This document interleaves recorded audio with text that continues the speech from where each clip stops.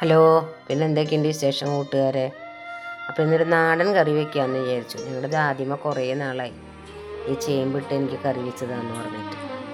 അപ്പോൾ അതിന് ഞാൻ ചേമ്പൊക്കെ നന്നാക്കി വെച്ചു, ചാള നന്നാക്കി വെച്ചിരുന്നു.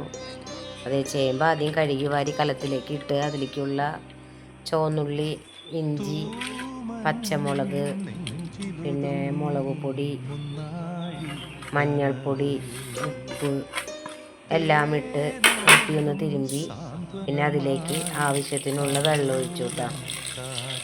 അതൊഴിച്ച് നമ്മൾ ഒന്ന് വെന്ത് ചേമ്പ് ചാളമീൻ പൊടിയാതിരിക്കാൻ വേണ്ടിയിട്ടാണ് ചേമ്പ് ആദ്യം വേവിക്കുന്നത്, അല്ലെങ്കിൽ മീൻ പൊടിഞ്ഞു പോകും. അപ്പോൾ പിന്നെ അരപ്പൊക്കെ ഞാൻ ശരിയാക്കി വെച്ചിട്ടുണ്ട് കേട്ടോ. പുളിവെള്ളം വേറെ റെഡിയാക്കി വെച്ചിട്ടുണ്ട്. അപ്പോൾ അതേ നമ്മൾ തള വന്നു, ചേമ്പ് ഇട്ട് ഒരു 5 മിനിറ്റ് കഴിഞ്ഞപ്പോൾ നമ്മുടെ ചാളക്കുട്ടന്മാർ ഞങ്ങളുടെ അതിലേക്ക് തട്ടിയിട്ടു. പിന്നെ അവരതിൽ നിന്ന് റെഡിയായി വരുമ്പോഴേക്കും നമ്മളുടെ അരപ്പ് ഞാൻ ശരിയാക്കി വെച്ചിരുന്നല്ലോ, അതിലേക്ക് പുളിയും കൂടി ഒഴിച്ച് ആ അരപ്പ് നമ്മുടെ ഇതിലേക്ക് കറിയിലേക്ക് അങ്ങോട്ട് ഒഴിച്ചു വിട്ടു. പിന്നെ കറി നല്ല തിളച്ച് ശരിയായി വരുമ്പോഴേക്കും നമുക്ക് താളിക്കാനുള്ള സംഭവങ്ങളൊക്കെ റെഡിയാക്കണ്ടേ. അപ്പോൾ തിളച്ച് മീൻ പൊടിയാതെ നമ്മൾ നോക്കണം കേട്ടോ. അതാണ് ഈ പതുക്കെ നമ്മൾ ഇതാക്കണത്.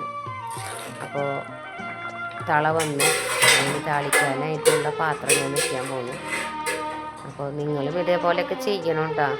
ചേമ്പൊന്നൊക്കെ വെച്ച് നോക്കുക. പഴയ ആൾക്കാർക്കാണ് ഇതൊക്കെ കൂടുതൽ ഇഷ്ടം. എൻ്റെ വീട്ടിൽ ഇത് ആദ്യമേക്ക് മണിക്കൂട്ടനെ നന്യമ്മയ്ക്കാണ് കൂടുതൽ ഇഷ്ടം. മക്കളൊക്കെ കഴിക്കൽ കുറവാണ്, മണിക്കൂട്ടനാണ് അത് കഴിക്കുക കൂടുതൽ. ചേമ്പ്, കാവത്ത്, ചേന അങ്ങനത്തെ ഐറ്റംസ് ഒന്നും പിള്ളേർ കഴിക്കില്ല.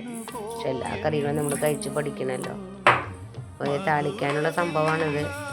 ഉലുവ ഇട്ടു, ആദ്യം വെളിച്ചെണ്ണ ചൂടായിപ്പോൾ, പിന്നെ പെരുംജീരകം ഇട്ടു, ഉള്ളി ഇട്ടു, പിന്നെ കറിവേപ്പില.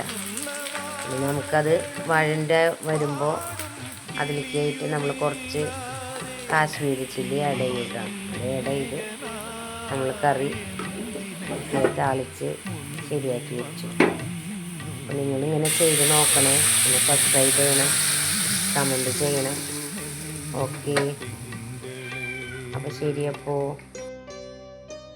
Okay, bye bye.